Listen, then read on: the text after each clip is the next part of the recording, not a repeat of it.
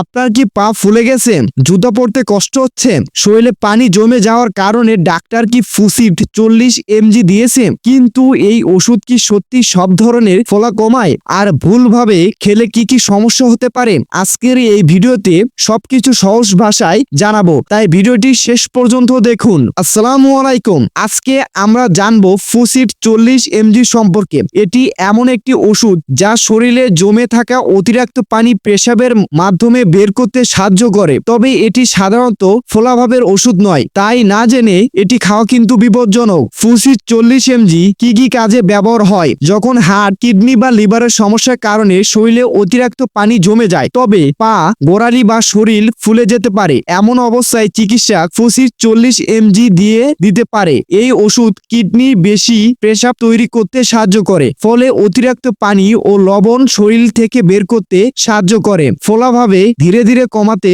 শুরু করে।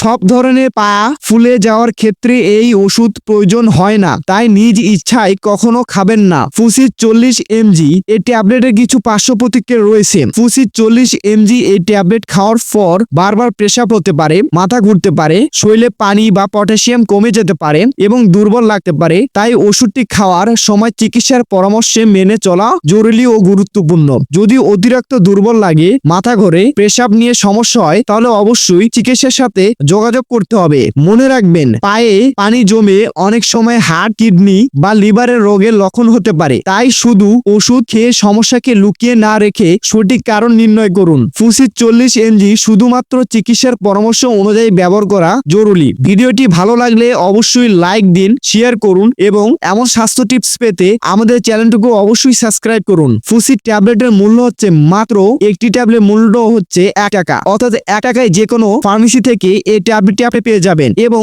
এটি হচ্ছে স্কয়ার ফার্মাসিউটিক্যাল লিমিটেড কোম্পানি একটি পণ্য।